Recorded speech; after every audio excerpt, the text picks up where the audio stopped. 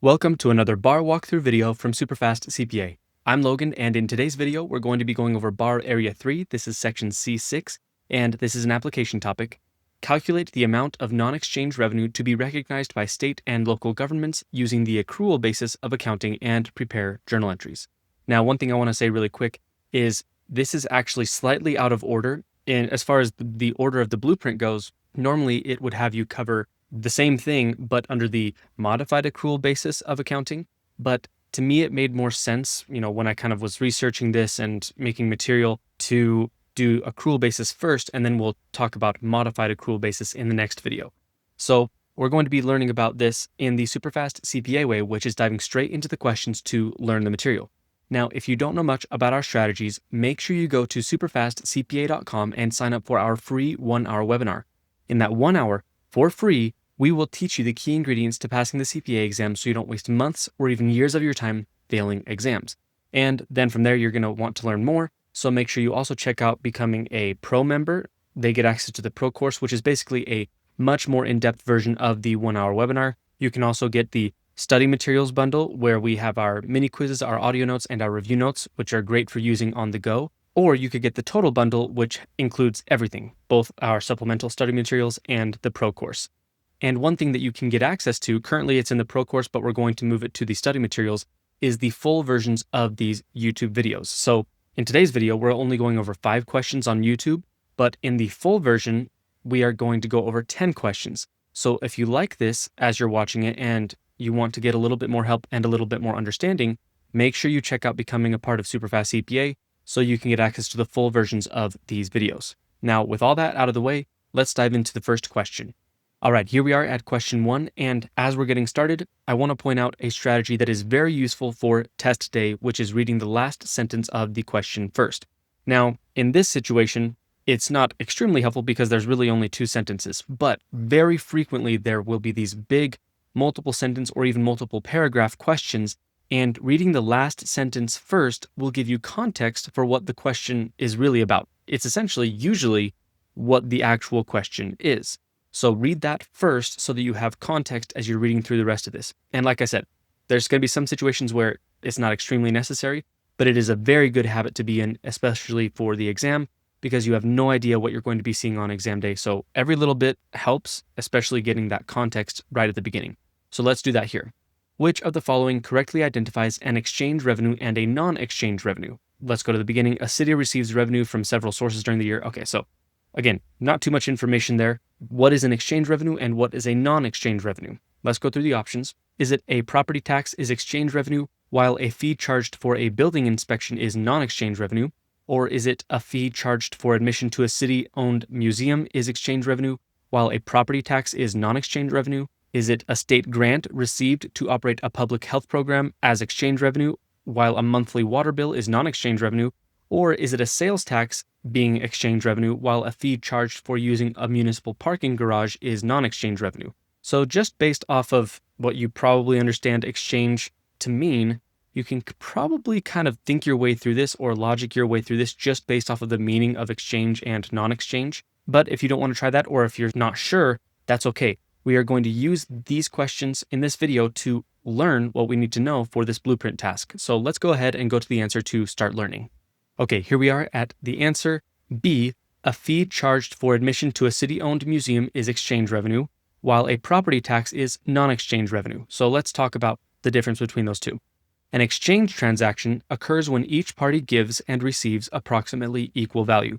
Just think of essentially most of the time when you spend your money, it's an exchange transaction because you're giving money for something of essentially equal value in return. The museum admission fee is exchange revenue because the visitor pays the city in return for admission to the museum. Other common examples include utility charges, parking fees, and charges for specific government services. Now let's talk about non-exchange transactions, which is what we're talking about throughout the rest of this video. So that's why we wanted to have this contrast. A non-exchange transaction occurs when a government receives resources without giving approximately equal value directly in return. Does that sound familiar with the government? Property taxes are non-exchange revenues because taxpayers do not receive a specific amount of government service equal to the taxes they individually pay. Now, of course, the point with taxes is we're paying them in for some supposed benefits, potentially, but it is not going to be a very, like a dollar for dollar specific return to you personally. It kind of just goes into the government's pool of taxes, or however you want to say it, and they use it how they see fit or how they're supposed to. So that's why it's non-exchange. Even though you're giving something and you're supposed to get something in return, it's not necessarily equal value, and there's no guarantee that you'll get, what you want in return. That's why it's non-exchange revenue. Taxes and many government grants are common examples of non-exchange revenues. So throughout the rest of this video, we're talking about non-exchange revenues, specifically under the accrual method of accounting. So now that we understand all that, let's go to the next question. Okay, here we are at question 2. Now, this question is a much better example of what I was talking about before, where it's useful to read the last sentence first, because there's a lot of information here, so knowing what we're dealing with from the beginning can be helpful. Using the accrual basis of accounting, how much non-exchange revenue should the city recognize for the current year? So again, imagine you were at the exam, you were doing your test, and you see this question. You have no idea what it's dealing with, but then you read this and you're like, oh, I'm dealing with non-exchange revenue with a city, so probably government. You start thinking about the things that you've studied, and that will give you a much better chance of understanding things and calculating them quickly compared to reading through the whole thing, realizing, oh, this is about non-exchange revenue, and then probably having to go back and reread it. It just saves you a lot of time. So let's go up to the top. A city has the following non-exchange transactions during the current year. The city is owed $184,000 of sales taxes resulting from taxable retail sales that occurred during the current year. The city levies $520,000 of property taxes specifically for the next fiscal year. The state requires the city to operate an emergency preparedness program and awards the city $96,000. The city has met all eligibility requirements during the current year. And a private foundation promises to donate $73,000 to the city if the city raises a required amount of matching funds. The city has not raised the matching funds by year end. So with all that information, what is going to be considered non-exchange revenue in this case that they're going to recognize? So pause this if you want to kind of think through this, but again, you probably haven't really seen this very much or at all, so we're using these questions to learn the material. So again, if you want, you can pause it and think through it. If not, let's go ahead and go to the answer together. Okay, here we are. The answer is C, $280,000. That's the amount of non-exchange revenue that's going to be recognized in the current year. Now, this is kind of a long explanation, but pay attention carefully to the different kinds of non-exchange revenue that we're going to be talking about. The city recognizes $184,000 of sales tax revenue and $96,000 of state grant revenue. So those are the ones that are going to count as non-exchange revenue, and we're going to talk about why those are the ones that are recognized. So total non-exchange revenue recognized, that's the key point, recognized, for the current year is $280,000. The 4 types of non-exchange revenue are distinguished by where the revenue comes from and what must happen before it can be recognized. Now, it doesn't say this explicitly, but there are 4 types of non-exchange revenue that you need to know. So that's what this question is about, is learning about each of them. First, there's derived tax revenue. This is generated by a taxable transaction or activity, such as a retail purchase or the earning of income. The government's tax revenue is derived from that activity. The $184,000 of sales taxes is recognized because the taxable retail sales occurred during the current year. So we're kind of looking at 2 different pieces here. We're looking at what counts as non-exchange revenue, and then we're looking at what out of these non-exchange revenues is counted as being recognized. So the derived tax revenue here was the $184,000 of sales tax. And again, that's derived because the tax comes from something else. It comes from the sales. It's based off of the sales, and then you calculate the tax based off of those sales. That's why it's called a derived tax revenue. This is one of the non-exchange revenues that we're talking about. It is going to be counted because the sales happened in that year. Next, there's imposed non-exchange revenue, and this is imposed directly by a government and is not generated by a separate taxable transaction. Property taxes are the most common example. The $520,000 applies to the next fiscal year, so it is not recognized as revenue in the current year. So it is non-exchange revenue. Don't be confused about that. There's such a thing as imposed non-exchange revenue, which is where basically the government just imposes the tax and you have to pay it, and it's not based off of necessarily like a sale that happened or anything like that. It just, property taxes, by the way, is the most common example, as I said right there before. But it's not recognized this year because it's for the next year. And again, we're talking about the accrual basis of accounting. Okay, let's go to the next one. Government-mandated non-exchange revenue occurs when one government requires another government to perform a particular program or activity and provides resources for it. The $96,000 is recognized because the city has met the applicable eligibility requirements. And we're not going to dive super deep into those eligibility requirements at this moment. But again, government mandated non-exchange, or basically compelled non-exchange revenue, that's another way that you can think of it. You might see that in your review course or hear it called that. Compelled non-exchange revenue or government mandated exchange revenue is where the government is requiring another part of the government to do something with the resources they give them. So, they're giving them money, but they are compelled to use it in a certain way. So that's another kind of non-exchange revenue. Voluntary non-exchange revenue occurs when a government or private organization voluntarily provides resources, usually through a grant or donation. The $73,000 is not recognized because the city has not satisfied the matching funds contingency. So that's the fourth and final one that we need to know. Voluntary non-exchange revenue. It's not always, imposed or compelled or anything like that. Sometimes it's voluntary. Sometimes they do it out of without it being, required by law. But this time it's not recognized because they haven't met their contingency. And we're going to talk a little bit more about voluntary non-exchange revenue and contingencies in a few questions. But those are the four types of non-exchange revenue that you need to know. So again, there's derived, imposed, government mandated, or sometimes you might hear it called compelled, and voluntary. Under accrual accounting, collection timing does not determine whether the revenue is recognized. Instead, the applicable taxable activity, reporting period, eligibility requirements, or contingencies must be satisfied. So we learned a lot, and that was kind of a longer question, but we learned a lot about the four types of non-exchange revenue. Now let's go to the next question to keep learning. All right, here we are at question 3. Using the accrual basis of accounting, how much grant revenue should the city recognize in the current fiscal year? Let's go up to the top. During the current fiscal year, a state awards a city a $486,000 grant for public health programs.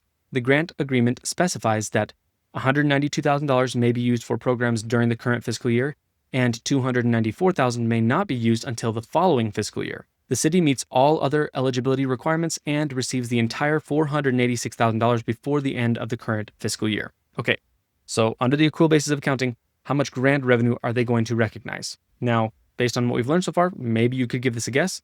If not, that's okay. We're going to go ahead and take a look at the answer in just a moment. Okay, here we are at the answer D, $192,000. The city recognizes $192,000 of grant revenue because that portion of the grant applies to the current fiscal year and all other eligibility requirements have been met. And, we didn't really talk about those. It wasn't really given, but we were told that they were met. The remaining $294,000 cannot be recognized as revenue until the following fiscal year because the grant agreement contains a time requirement. A time requirement specifies the period in which resources must be used or the date when their use may begin. Receiving the cash early does not satisfy or eliminate that requirement. Because the city has already received the entire grant, it records the amount related to the future period as not as a liability. Sorry. As I was making this before, I called it that, but it's actually a deferred inflow of resources. Okay, so that's fixed. So again, it records the amount related to the future period as a deferred inflow of resources. So they debit cash for $486,000 because they got that money. They credit grant revenue for $192,000. They can recognize it. And then they credit deferred inflow of resources for the amount that's going to be recognized in the next year. Accrual accounting does not require revenue to be available, but all applicable time and eligibility requirements, which time is one of the eligibility requirements, must still be satisfied before non-exchange revenue can be recognized. Okay, so we learned a little bit more. We learned about time recognition requirements. And by the way, that is kind of one of the main things that you need to know. There might be other smaller requirements, but time is one of the bigger ones. And then when we talk about modified accrual accounting approach for this non-exchange revenue, there's going to be a little bit more that we need to know. But again, based off of normal accrual accounting, the time requirement is met, so it's going to be recognized the $192,000 in that year, and the remaining $294,000 is going to be recognized the next year. So with that, let's go to the next question. Okay, here we are at question 4. Using the accrual basis of accounting, how much voluntary non-exchange revenue should the city recognize in the current fiscal year? A private foundation voluntarily awards a city a total of $612,000 for community development programs. The award consists of the following: $247,000 that applies to the current fiscal year. The city has met all applicable time and eligibility requirements for this portion. Then there's $365,000 that will be provided only if the city raises $92,000 of matching funds. By the end of the current fiscal year, the city has raised only $84,000 of the required matching funds. It raises the remaining $8,000 during the following fiscal year. The foundation has not paid any portion of the award by year end. So again, using the accrual basis of accounting, how much voluntary non-exchange revenue should the city recognize in the current fiscal year? Based on everything we've learned so far, you probably could think your way through this. If you don't want to though, that's okay. Pause the video if you want, but let's go ahead and take a look at the answer right now. All right, here we are. The answer is A, $247,000. You probably got that if you were thinking through it. The city recognizes the $247,000 portion because all applicable requirements have been met. And it says that directly. The fact that the foundation has not yet paid the city does not prevent recognition under accrual accounting. The city records a receivable for the amount it is entitled to receive. The $365,000 portion is not recognized because it is contingent upon the city raising $92,000 of matching funds. The city was $8,000 short at year end, so the contingency has not been satisfied. Unless the agreement allows partial recognition based on partial matching funds, coming close to satisfying a contingency is not enough. So, we learned a little bit about that there, but the big thing that we want to talk about is voluntary non-exchange transactions. Voluntary non-exchange transactions include grants and donations that the provider gives voluntarily and the recipient willingly accepts. They may come from another government, a private foundation, an organization, or an individual. Any eligibility requirements, time requirements, which, by the way, time requirements are an eligibility requirement, and contingencies attached to the award must be satisfied before revenue is recognized. So again, like I said, we were going to talk a little bit more about voluntary non-exchange transactions. When it's voluntary, it's not something that's being forced. They're doing it of their own will, but for it to be recognized, any contingency requirements must be met. So we learned a little bit more there. Now let's go to the next question. All right, here we are at question 5. How much of the city's non-exchange revenue is classified as imposed non-exchange revenue? Let's go up to the top. A city recognizes the following non-exchange revenues during the current fiscal year: $286,000 of sales taxes generated by taxable retail purchases, $742,000 of property taxes imposed for the current fiscal year, $91,000 of fines and penalties assessed for violations of city laws, $164,000 received from the state to operate a required emergency management program, and $76,000 donated by a private foundation for a city park. All applicable recognition requirements have been met, so we don't have to worry about that.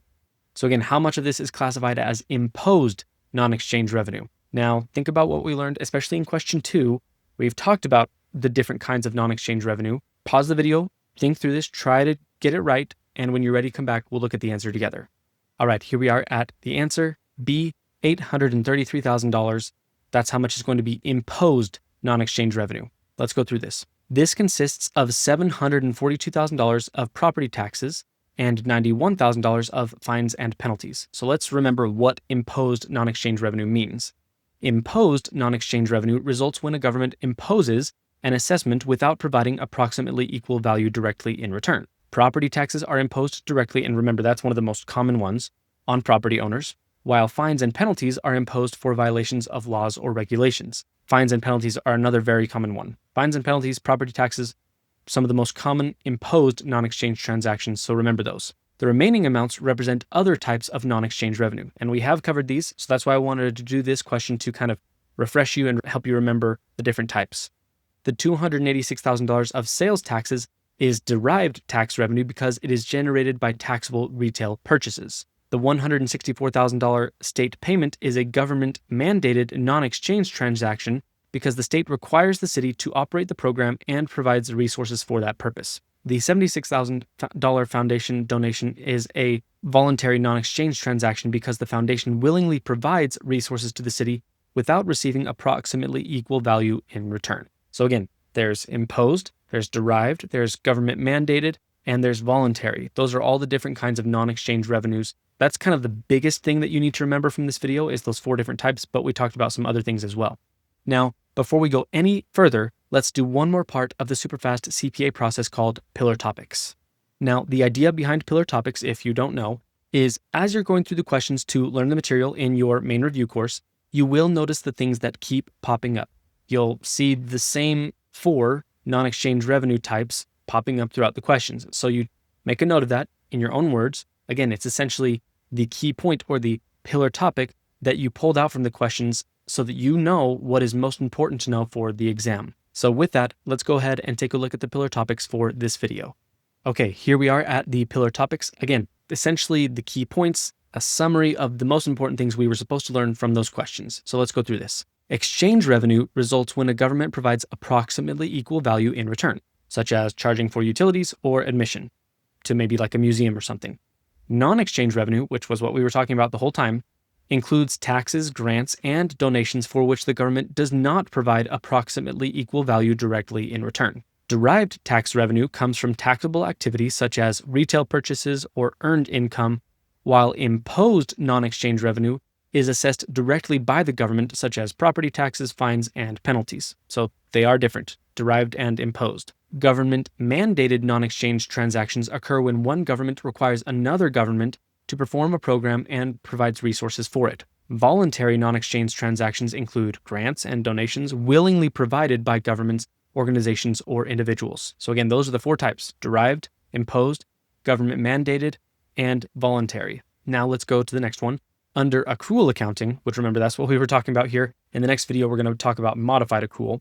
But under accrual accounting, non-exchange revenue is recognized when the applicable taxable activity and eligible requirements, including time requirements, which by the way, that's one of the most important ones you need to know, are satisfied.